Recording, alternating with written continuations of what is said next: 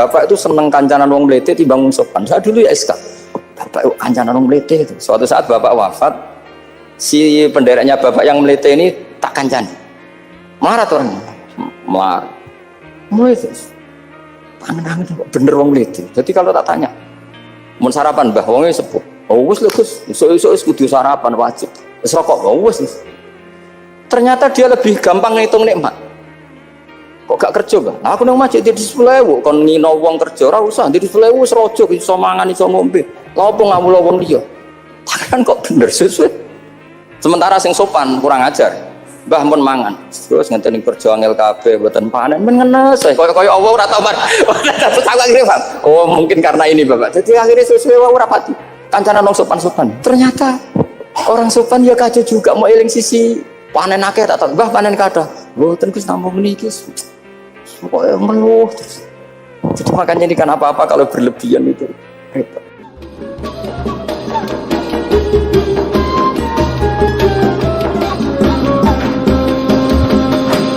Saya termasuk orang yang meskipun masih muda itu gak pati-pati mati. Karena bukan berarti saya mesti soleh, mesti husnul khotimah, ya enggak. Ada istilah mati yang menyenangkan dalam diri manusia, yaitu Nabi ngendikan Allahumma ahyini maka natil hayatu khairan li wa tawaffani maka natil wafatu khairan li. Sebagian doa Allahumma ij'alil hayata ziyadatan li fi kulli khairin wal mauta rahatan li min kulli syarrin.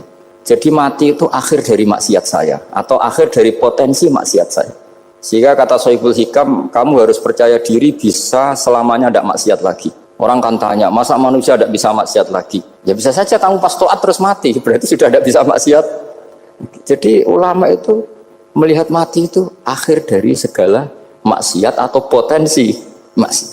Ya, di sini hebatnya lagi-lagi GNU itu. Bohong fasik gendong kayak apa, kalau mati saya deh.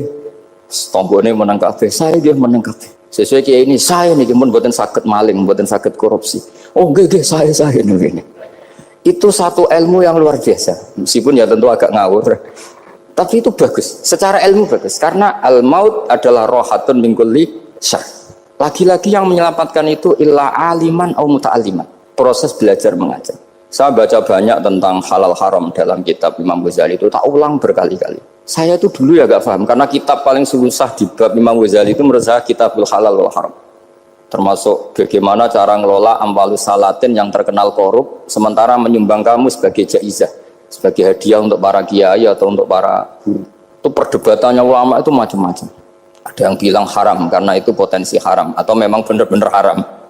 Ada yang bilang boleh, karena kalau yang pakai kamu untuk kebaikan, kali dipakai mereka ruwet. Kebetulan yang partai ini lebih besar, alhamdulillah. Terus dikiaskan sama ghanimah. Lagi-lagi karena baca, saya itu pernah ditanya seorang dosen di Jogja, Gus saya ini muslim mulai kecil dan saya peneliti, saya pernah sekolah di mana-mana. Yang ganjil dari saya tentang Islam itu satu, yaitu ghanimah. Kok kayak Islam itu rampok gitu ya, perang sudah orang kafir itu kalah, hartanya diambil gini-gini. Ya ghanimah. Terus saya memberi analogi, kalau ada garong ke kamu, bawa senpi, bawa pedang, terus kamu mengalahkan garong itu, alat-alat itu kamu kembalikan apa kamu sita? Ya saya sita, nanti dipakai garong lagi. Ya kira-kira seperti itu. Kalau dikembalikan ke orang kafir berarti menjadi kekuatan kekafiran lagi, dan itu harbi. Dia baru nerima. Lagi-lagi ini barokahnya baca.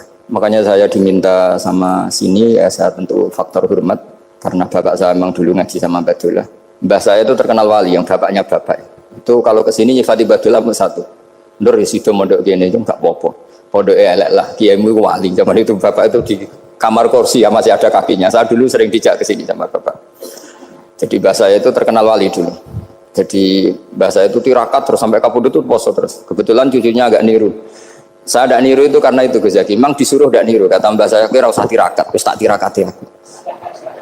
Itu. Jadi saya, Mbah Mun juga gitu. Kowe haram tirakat, terus tak tirakati aku. Saya senang sekali. Tapi tua-tua kok mikir putu. Nah, terus nirakati putuku sopo. Jadi mulai jadi kiai betul Mas Latif, saya ini sudah mulai mikir putu. Karena saya ini termasuk orang yang kecelok alim yang enggak banyak orang menghormati karena sudah diramal sama mbah-mbah. Di dulu mbah saya Mbah Nur Sam itu, kakak saya itu SMP SMA, kakak saya yang kedua juga SMP SMA. Mbah saya itu Mbah Nur Sam itu yang nganterkan bapak ketika mondok sini itu, yang ikrar karo Badullah wali Mbah Nur Sam, ahli tirakat, ahli puasa. Itu bilang, Nur, anak sing iki aja pondok, aja sekolah no. Sumben sing ngalim ku anak sing iki. Ketika saya hampir tamat SD sama mbah saya Tuban, mbah saya Narukan juga di Sabdo begitu. Singkat cerita saya mondok sarang.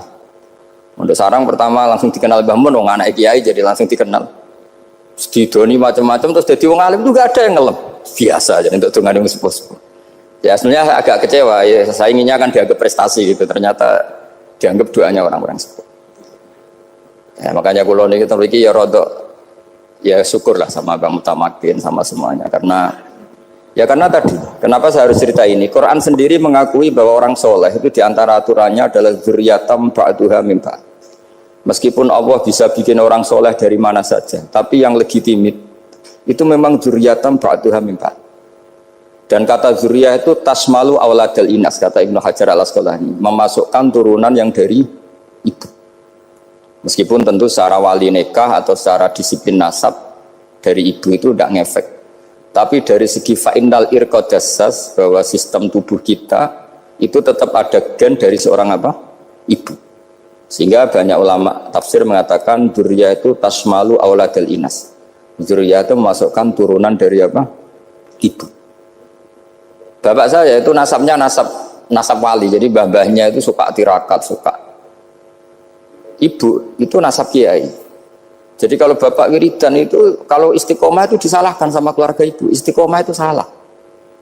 Karena ijabu malam yajib, mewajibkan sesuatu yang tidak wajib. Itu masalah secara ilmiah. Mbah Mun itu sering kritik kalau ada pondok kok wajib puasa, wajib merawat itu sering kritik. Oh, itu secara fikih bahaya. Ijabu malam yajib, mewajibkan sesuatu yang tidak wajib. Dan itu kriminal dalam bab fikih. Betul itu, sama cari di Sulam Taufik, babnya itu ngeri, ijabu malam yajib itu tidak dihitung minal kabair, dicari sendiri itu di bab Sulam Taufik, tidak perlu saya sebut, itu parah betul malah cara menfonis Abdullah bin Husain bin Thohir di Sulam Taufik, ijabu malam yajib. Tapi pondok-pondok yang tirakat tidak kurang dalih, niki boten majibaken, ngelatih, boten majibaken tapi napa? Nah, silsilah dari keluarga ibu itu suka ilmu. Sehingga Abdullah bin Mas'ud itu tiap hari itu mensweeping orang yang sering duha. Kalau ada orang duha istiqomah itu disweeping. Awas, harus seminggu sekali, nggak boleh tiap hari. Masa sholat fardu kamu saingi sholat duha? Nggak boleh, fardu tersaingi. Itu Abdullah bin Masyhur, sama cari di Al-Hunyah itu. Sayyidah Aisyah kalau ada orang duha tiap hari dimarahin. Dan itu secara konstitusi ilmu benar karena Nabi Qiyamul Lail Ramadan itu hanya 4 hari yang dipandu. Lainnya itu enggak. Khasyata ayyufradu alaihim, kalau dalam sahih takut dianggap fardu. Akhirnya istiqomah itu masalah di keluarga saya yang dari ibu. Nah, kebetulan kita ini suka ada istiqomah, akhirnya ya seperti ini. Tapi ini ilmu harus kita bicarakan. Tapi yang istiqomah Bapak itu pengagum Badolah. Bapak itu suka sama istiqomah karena punya guru dulu Ki Zubaidi istiqomah, Badolah istiqomah. Tapi jangan kira Badolah itu hanya istiqomah. Saya punya sanad banyak, mungkin Gus Zaki lebih tahu. Sering saya diceritakan Bapak. Badolah itu nak ambek wong fasih teman-teman itu ya rapati cocok. Senajan to majibno fasih. Tak takoki iki ngopo. Engko nek ke fasihan darani wong awam untuk ganjaran. Mergo macane Quran gak fasih. Padahal untuk ganjaran mergo seneng Quran. Jadi, terus tak takoki bapak, niku saged damel syarat mboten? Ya ora kena, pokoke ngono. Jadi go ngekrori. Artinya beliau ndak ingin lah gara-gara kita terlalu pakem tajwid kemudian menganggap siapa saja baca Quran salah kemudian tidak dapat pahala. Bisa saja hamalahum ala ayaqraul Qur'ana apa mahabbatuhum wa iskuhum wa kada wa kada. Jadi akhirnya saya jadi tahu. Oke, secara makhraj salah, tapi iseknya benar, mahabbahnya benar, brontonya benar. Jadi sebetulnya Badolah itu punya sekian makalah tentang ilmu. Hikam juga gitu. Nur nak cah santri ngaji Ihya itu jauh oleh, tapi nak ngaji Hikam mojo. Maksudnya beliau entah kalau setelah itu Badolah itu melarang siapa saja santri ngaji Hikam itu dilarangnya ada kelas tertentu untuk boleh ngaji Hikam. Nah, kenapa saya cerita ini? Karena saya masih ingat betul di antara wasiatnya Mbah Mun itu. Pirroh sebab apa Fatihah kok ihdinas siratal mustaqim, bukan siratoka tapi siratal ladzina an'amta alaihim. Dawe Mbah Mun fa innallaha ta'ala la ya'kul wa la yashrab wa la yanqih wa la kadza wa kadza. Allah itu tidak makan, tidak minum, tidak tidur. Sehingga kita tidak bisa niru Allah. Tapi yang makan tidur itu manusia. Sehingga kalau ingin dekat Allah ya niru siratal ladzina, bukan sirotoka. Kita cara tidur niru Kanjeng Nabi, niru ulama, cara makan, cara minum, niru Allah tidak bisa. Makanya bukan ihdinas siratal mustaqim sirotoka, tapi siratal ladzina an'amta. Maka dalam beragama itu butuh master, butuh panutan. Ya tentu Mbah Mun oleh ngendikan pakai luhut orang-orang kuno. Cara Mbah Mun pakai cantolan. Maka saya punya makalah banyak dari Bapak, dari Mbah Mun, dari Mbah Zubair, dari sampai saya itu hafal sanad sampai Rasulullah Shallallahu Alaihi Wasallam. Karena yang bisa mengawal ilmu itu sanad. Termasuk saya di sini bawa kitab Ar-Risalah Al-Qusairiyah. Nanti saya baca beberapa panutan kita. Di sini ada Abdul Qasim Al-Junaidi, ada Abu Yazid Al-Bustami, ada banyak ulama yang ditulis Ar-Risalah Al-Qusairiyah. Dan itu yang membentuk Imam Ghazali, kitab Ar-Risalah Al-Qusairiyah. Tapi sekarang kita ini tidak belajar lagi tentang tasawuf. Tasawuf itu Abdul Qasim Al-Junaidi jadi wali itu bukan wiridannya terlalu banyak, enggak. Beliau pernah bikin satu kalimat yang menjadikan Allah itu ridho. Kalimatnya begini, kalau malam beliau wiridan gini, ya Allah, kenapa engkau ngasih rezeki saya, padahal engkau tidak butuh saya. Kalimatnya sederhana. Kalau seorang majikan ngasih servis sama karyawannya, memang butuh pekerjaannya. Orang tua ke anak butuh kasih sayangnya. Tapi engkau ini zat yang tidak butuh saya, tidak butuh kita. Ngapain ngasih? Jadi punya sisi betapa Allah itu luar biasa. Wong tidak butuh kok. Ngasih itu kan luar biasa. Jadi karena mensifati seperti itu Allah itu ridho. Itu luar biasa. Normalnya orang memberi itu kan, apalagi orang memberi kiai itu kacau sekali. 1.000 jaluk swarga. Salam template 1 juta wae jaluk kok. Swarga itu parah lagi. Nanti kalau enggak masuk surga diundat-undat. Itu ngeri lagi itu 1 juta minta apa? Surga. Sayyidina Ali itu diantara sebabnya beliau dekat Allah itu karena muamalahnya sama Allah itu benar. Di antara muamalah itu yang diriwayatkan di kitab Ar-Risalah Al-Qusairiyah adalah masyhur itu. Kafani izzan antakuna li rabban wa kafani fakhran an aku nalaka abdan. Tiap malam ya beritanya itu, ya Allah, saya sungguh sangat mulia karena engkau yang jadi Tuhan. Coba kalau saya dituhani manusia yang mati atau dituhani siapa yang mati juga. Wa kafani fakhran an aku nalaka abdan. Saya ini bangga sekali karena jadi budak, jadi hamba zat yang tidak mati. Jadi pakem-pakem yang menjadi masyrab kalau dalam bahasa tasawuf itu yang menjadikan wali. Sehingga yang dikatakan ibadah itu apa? Ma'rifatullah. Mengenali Allah secara benar.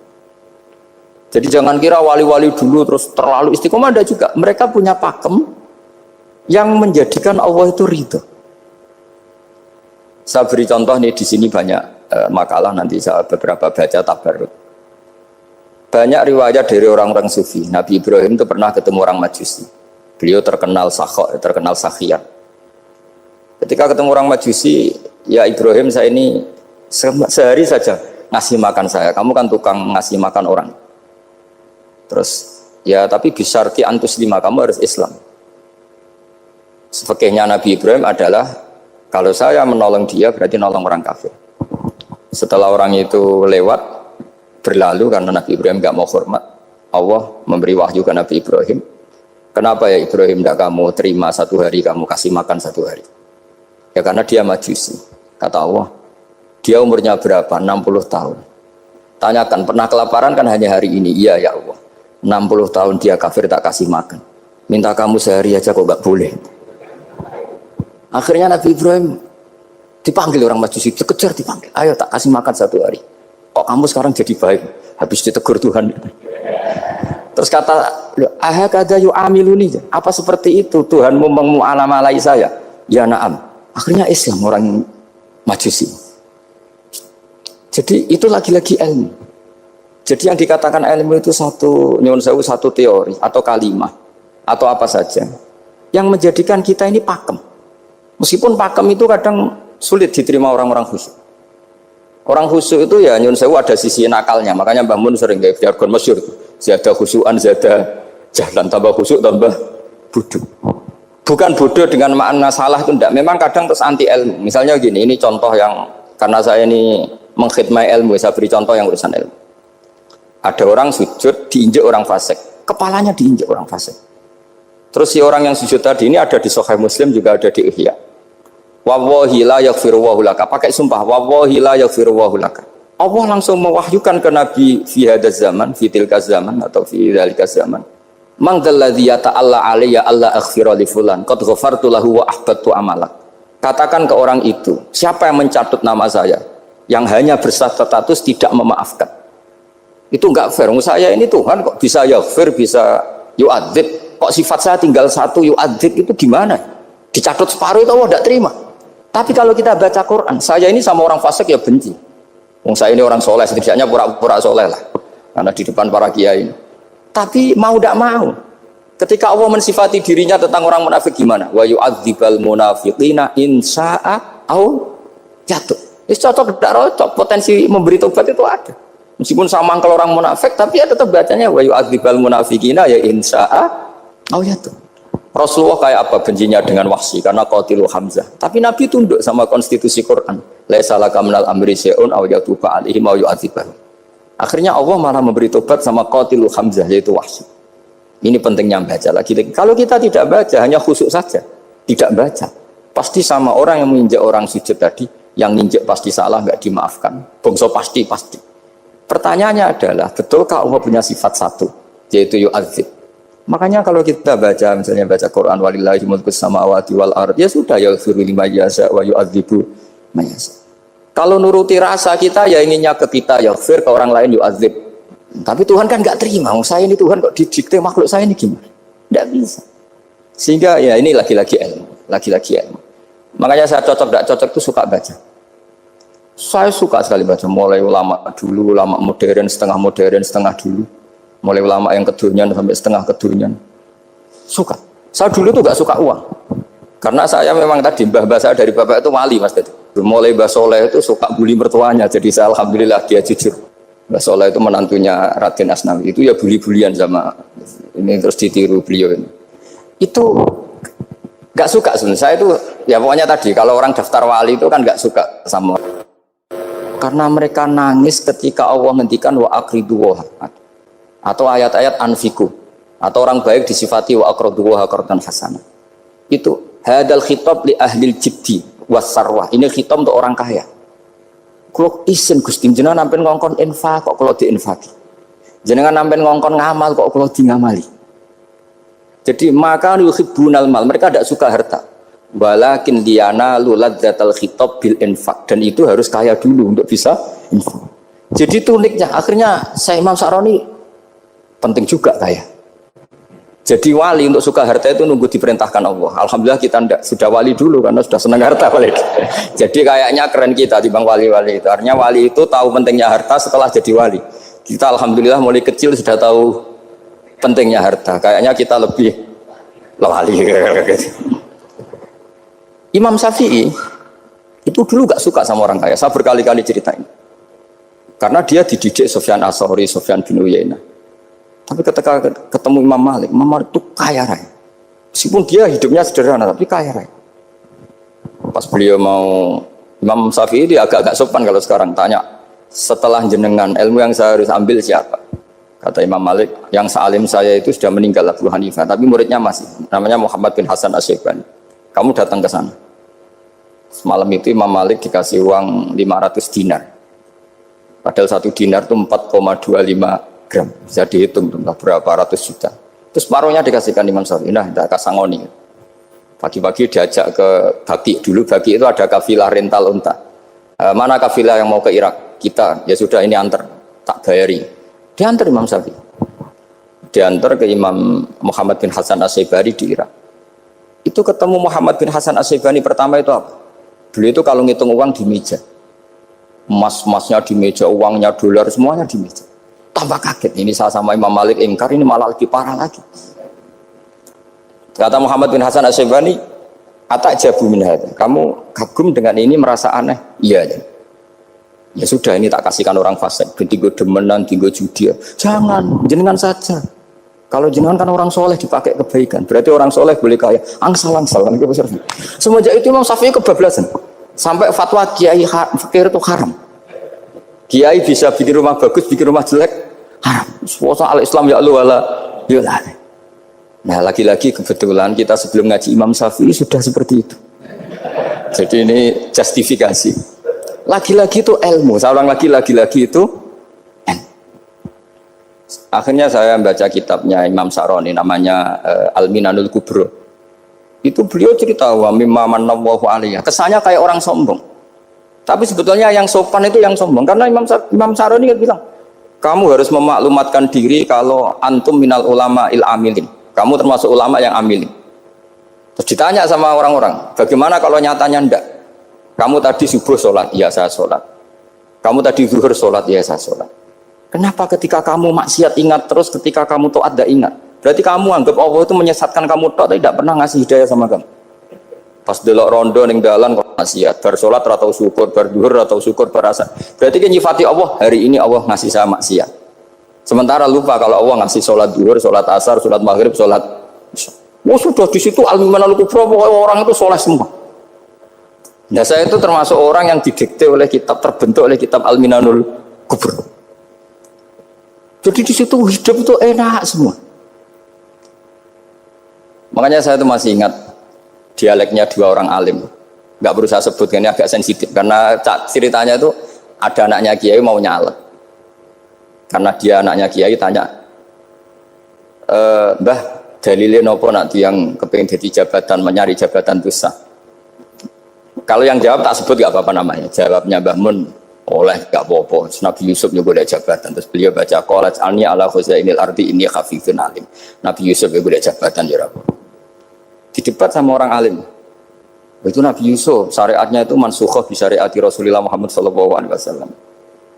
Setelah tamunya pulang, Mbah Mun dibantah gitu. Dari Mbah Mun gini bilang, anut kiai wae oleh pemenang anut Nabi. Sama singkat kalimatnya. Anut kiai wae oleh pemenang anut.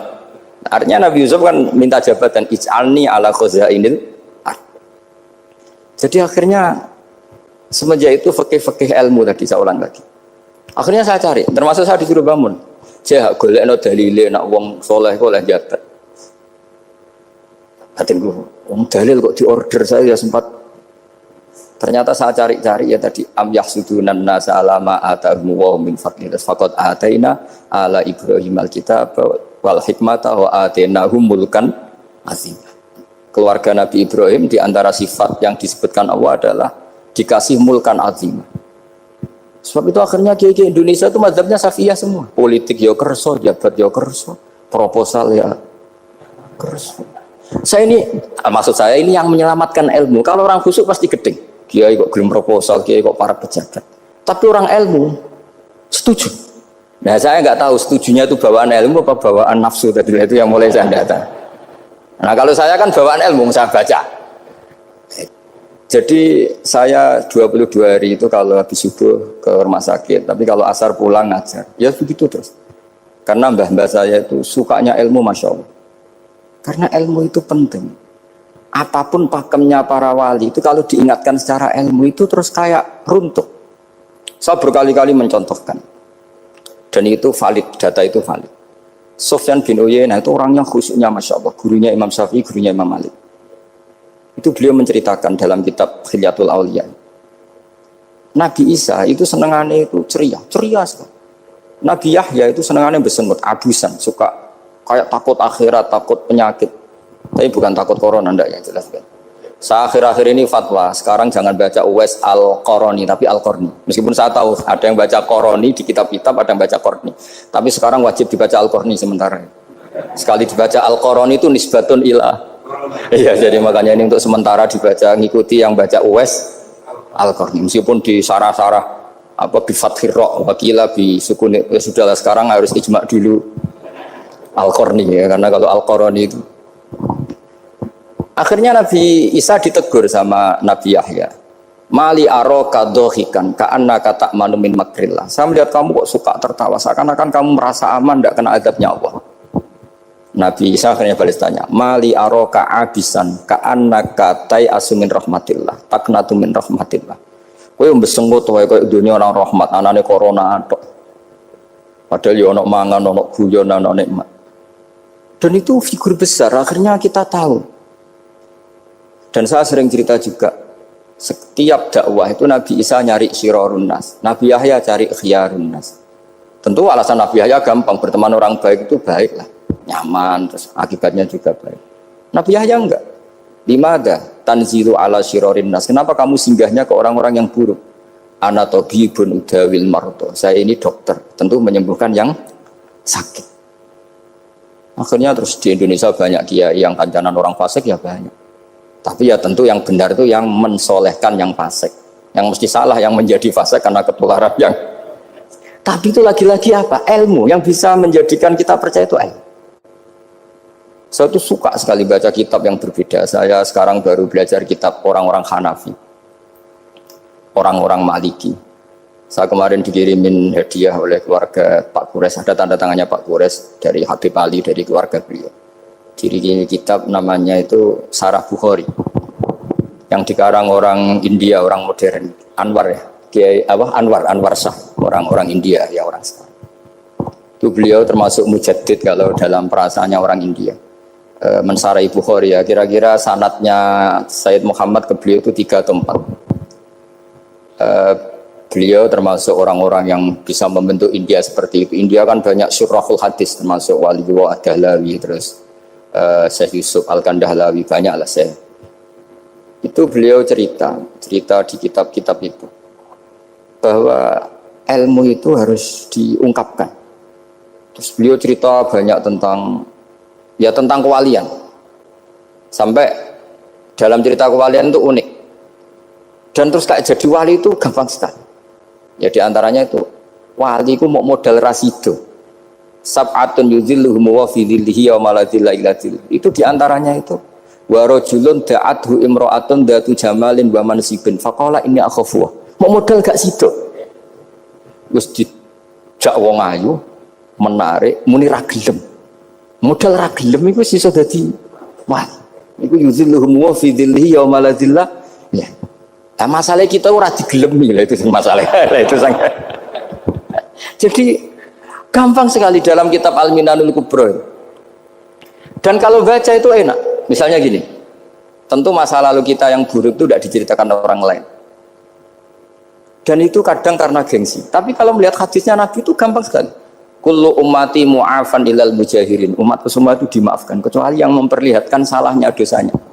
Jadi nggak boleh kalau sampean sekolah nggak naik kelas cerita anaknya. Kalau saya dulu nggak naik kelas, kalau punya utang koperasi nggak pernah bayar, nggak boleh cerita seperti itu. Kalau ditanya bapak dulu pinter nggak? Oh pinter sekali. Harus bilang gitu, pinter sekali. Pernah ranking sekali, sudah nggak apa-apa itu. Meskipun dengan makna yang lugawi ya. Saya dulu iskal. Kan nyun sewu saya ini sering diparani orang yang mau tobat, tercerita Gus saya dulu sering main perempuan, sering mabuk, tapi sekarang saya mau tobat gini-gini. Karena ini orang awam, tak terima. Tapi saya bilang gini, kamu jangan cerita ke anak kamu. Terus dia cerita, tapi kan saya harus jujur. Karena ilmunya dia baru terlalu jujur itu penting gitu. Terus Pak, pokoknya menurut kula ora oleh cerita, pokoknya ora oleh cerita. Ya Gus oke nurut. Setelah itu saya nyari-nyari sarah, termasuk kitab itu. Kok bisa orang yang tidak mujahirin, orang yang menutupi salahnya malah dimaafkan, yang cerita jujur pernah salah malah tidak. Sangat bener. Misalnya seorang bapak cerita, "Cung aku dhisik nak pacaran tak ambung." Misalnya, anaknya mesti suatu saat kan dia puber. Mesti nak ngambung niru bapak ya. Nah, kalau yang cerita itu ribuan atau jutaan. Cung aku zaman yang pondok itu rezekiku kombodoni. Kan terus jadi syariatun muttaba'ah. Apalagi yang cerita ini ternyata jadi kiai, ternyata gitu ya tetap jadi kiai. Jadi kalau pura-pura soleh di rumah, pura-pura soleh, seakan-akan di pondok tidak pernah kodok, tidak pernah setor meluntir, tidak pernah apa kan? Katanya, lalu lucunya, oke itu alasan. Alasannya Imam Ghazali itu paling masuk akal. Ini saya cerita, illa aliman barokahnya baca Imam Ghazali. Fa inna wa ta'ala yakrohu zuhurul ma'asi. Wa min asbabiz zuhur adalah al-mujaharah. Karena Allah itu gak suka maksiat itu begitu kelihatan. Dan awal dari kelihatannya maksiat adalah semua orang cerita. Akhirnya maksiat dianggap biasa saja. Jadi kalau semua orang cerita zaman mondok nakal itu akhirnya semua orang yang nakal. Oh itu niru kiai ini karena ini niru kiai. Kan repot. Tapi kalau semua kiai sok suci atau suci betul, dan semoga ya suci betul, kan yang maksiat yang mau maksiat ini gak punya alasan karena masternya gak pernah maksiat. Meskipun sebagian yang sultan nggak pernah konangan, nggak tahu pokoknya yang penting seperti itu. Itu hebatnya konsepnya. Saya dulu ya iskal loh. Kok Ya tadi kullu ummati mu'afan illal mujahirin. Saya dulu seskal. Tapi setelah baca Ihya kata Imam Ghazali, karena Allah itu enggak suka zuhurul ma'asi. Allah enggak suka kalau maksiat terlalu muncul. Dan termasuk sebabnya muncul adalah setiap orang jujur menceritakan masa lalunya. Sebab itu kita sebagai orang Islam yang entahlah istilahnya apa. Kalau istilahnya Mas Najib Islam Nusantara atau moderat macam-macam lah. Saya termasuk orang yang sebetulnya ingin enggak setuju, bukan karena menentang. Nanti ngapalkan firqahnya kebanyakan. 72 aja ngapalkan banyak ditambahi Islam Nusantara, Islam moderat, Islam garis apa lagi itu? Oh, garis lurus. Ada yang lagi lucu. Ya, macam. Tapi saya ulang lagi, setelah baca banyak, itu akhirnya menjadi tahu. Karena apa ya? Fitrah salimah kita. Misalnya gini, ada cerita di kitab-kitab. Nabi Musa pernah istisqa enggak mandi. Kan enggak terima, dia seorang nabi kok istisqa enggak mandi. Saya ini kali muka ya Allah, kenapa doa saya enggak mandi? Terus kata Allah, inna fihim namaman, di antara yang berdoa sama kamu yang istighosa kubro itu ada yang namaman, tukang ngadu itu. Nabi Musa ngajarin Tuhan, ya Allah kan gampang, kasih tahu dia siapa tak usir supaya enggak ikut istighosa, kan selesai. Terus dari pengiran lucu. Saya ini Tuhan, anha anin namimah. Saya ini Tuhan yang mengharamkan namimah. Maka saya tidak akan namam. Anha anin namimah wa akunu namaman. Saya ini mengharamkan hadu-hadu kok terus. Dudono sing kan ya sudah Gusti kalau gitu. Lalu solusinya gimana ini? Nanti solusinya gimana Tuhan? Ya sudah kamu nyari hamba saya yang namanya ini. Cari sama Nabi Musa. Ketemu orang namanya hitam.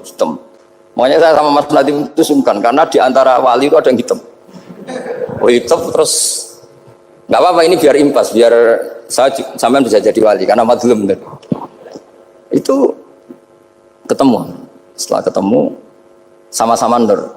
Anta barh, ya saya barh. Terus anta Musa, ya saya Musa. Kenapa kamu tahu? Dikasih tahu Allah. Ini karena sama satu nabi, satu wali. Terus saya ini mau istisqa gak mandi, tapi sama Allah disuruh minta doa sama kamu. Itu doanya tuh ngawur sekali, bukan sekedar ngawur sekali. Ya Allah, apa engkau sudah tidak punya stok air sehingga tidak ada hujan? Gitu. Apa angin-angin sudah tidak nurut sama jenengan sehingga tidak bisa menghalau awan untuk menurunkan hujan? Fakah ada Musa ajab tisawi itu di semua kitab. Musa hampir saja jotos, dianggap doa yang enggak sopan. Tapi kata Allah, la tadribhu ya Musa fa innahu adhakani fil yaumi salasa marrat. Dia bisa bikin senyum saya sampai 3 kali kan. Lu soal mereka maksiatuhum la tadurruka. Maksiat mereka itu tidak ngefek ke engkau kok jenengan pertimbangkan. Maksiatuhum la tadurruka. Akhirnya langsung hujan. Jadi kadang doa itu ada yang ngawur. Maksiatuhum, makanya saya itu kadang berani berdoa Indonesia aman. Secara fikih ya kadang kok nak gak ono apa-apa sing maksiat meneh. Kadang yo mikir. Yo nak sing taat meneh, tapi kok nak ono apa-apa sing maksiat yo maksiat meneh. Saya pernah ketika Jogja sering gempa itu pernah mau berdoa. Ya Allah semoga bebas dari gempa, tapi terus saya mikir. Memang kalau enggak ada gempa ya yang sholat aman, tapi yang maksiat juga daripada menggurui Allah sudahlah enggak berani berdoa sudah. Gusti ini dunyane jenengan pun terserah jenengan. Tapi saya sebagai orang muslim sing apian kan ya kepengin arham linnas. Boleh dalil lu kangelan, tapi gara-gara baca kibarek tadi maksiatuhum la tadurruka. Maksiat mereka itu tidak bahaya bagi kita. Pun Gusti ra usah kakean pertimbangan pun udan mawon. Udan langsung. Lagi-lagi karena baca. Termasuk di Al-Minanul Kubra itu ada cerita tentang Nabi Isa. Cerita itu tidak hoax, ini kata Imam Sa'roni. Ada orang itu perajin sepatu, perajin sandal. Ya Allah, engkau itu bilang butuh sandal ukuran berapa, nanti tak bikinkan. Engkau bilang kendaraan kamu apa, nanti saya yang fasilitasi ada ini. Pakaiannya kalau dames. Apa? Pokoknya saya ingin khidmah sama jenengan. Terus Nabi Isa yang terkenal baik itu, ya faham mabibat sih, hampir saja dibukut. Terus kata Allah, jangan Isa. Dia muji saya sesuai yang dia ketahui. Lagi-lagi baca. Jadi tidak bisa kita mengadili orang lain ini kalimat ini tasbih wa bil khalqi itu tidak bisa, tidak segampang itu. Kecuali yang ngomong orang-orang Mu'tazilah atau orang-orang Khawarij mungkin kita lawan karena berdasar ilmu. Kena wong lugu rusak. Karena orang lugu itu gimana ya? Seperti Ahmad ditanya, kamu mukminah? Terus dites sama Nabi, aina Allah? Fa asyarat ila sama. Allah di langit. Coba kalau kamu tauhidkan, Allah la yakhullu fi makanin. Berarti kan masalah itu karena Allah laisa kamitslihi. Saya juga pernah diprotes kiai, kenapa ada istilah senyum, istilah susah. Padahal Allah nggak pernah susah. Tak tanya kiai itu. Saya kan sering bilang Allah susah, Allah apa. Gus, kok gitu? Padahal Allah kan enggak pernah. Tak tanya, kamu hafal Quran? Enggak. Ya sudah, baca aja ayat falamma asafunan taqamna minhu. Itu doire asafa itu kan asifa ya safu asafan. Diikutkan wazan afala berarti asafa yusifu. Berarti kayak dengan atal. Ya ata yati itianan, kalau ingin wazan afala kan ata yuti ita, sama dengan falamma asafu mongko sumangsani gawe susah sapa Firaun wa kaumu nah ing ingsun Firaun mari ribet mari aku susah aku pengiran jadi tandingi intaqamna minhum kataku akhirnya dia itu bilang jebule ning Quran yo ono istilah Allah susah iya sembol aku itu wong aku hafal Quran dadi spontan bahasaku mbok salah mbok ora iku ono kembarane Quran sampean masih khusyuk ora hafal Quran akhirnya yo ngene iki kata saya akhirnya jebule ilmu itu penting, wis suwe nah ilmu itu penting kata saya. Jadi ini lagi-lagi illa aliman au muta. Jadi saya tuh dapat barokahnya ilmu. Saya sebagai manusia ya takut mati. Tapi tadi kalau kadang-kadang melihat mati itu rohah min kulli syarrin. Kita ini meskipun nyun sewu sekarang tidak zina, tidak korupsi, potensi itu tetap ada. Dan yang bisa mengakhiri potensi itu apa coba? Al-maut. Sehingga Nabi ngajarkan kita itu gampang sekali dalam beragama. Ij'alil hayata ziyadatan li fi kulli khairin wal mauta rohatan li min kulli syarr. Lagi-lagi ilmu yang menyelamatkan kita itu. Sehingga Umar bin Abdul Aziz ketika mau meninggal, semua keluarganya nangis. Dia tanya, kenapa kamu menangis? Karena engkau mau meninggal. Memangnya setelah saya meninggal mau kemana? Ila Rabbin Karim, ila Rabbin Rahim. Jadi segampang itu untuk melihat. Nah, tapi kalau kita tidak baca, seakan-akan wah mati ngeri nak mlebu neraka piye. Seakan-akan di alam sana hanya ada neraka. Padahal anak indadzoni abdi. Daripada nganggep neraka masalah atau eling pangeran kan ini. Lagi-lagi baca. La yamutan ahadukum illa wa yuhsinudzanna billah. Jangan sampai seseorang mati kecuali dalam keadaan husnudzon sama. Saya tuh masih ingat Gus Yagi pas Bapak gerah itu tak antar ke Karyadi di Semarang. Itu mau kapundhut itu cek guyon. Jong ape mati mbok gawe ning hotel karena di pavilion. Sebelum mau kapundhut cek donga khataman Quran, baca sabahat khataman. Wis jong tak khataman Quran terus wis ora usah nangis aku husnul khotimah terus kapundhut. Betul kok enak maksudnya santai maksudnya enggak ya rileks aja. Seperti Mbah Mun itu dulu saya tuh ya aku bela wafati sering ketemu. Ya ada hanya saya tentu banyak orang sering ketemu beliau.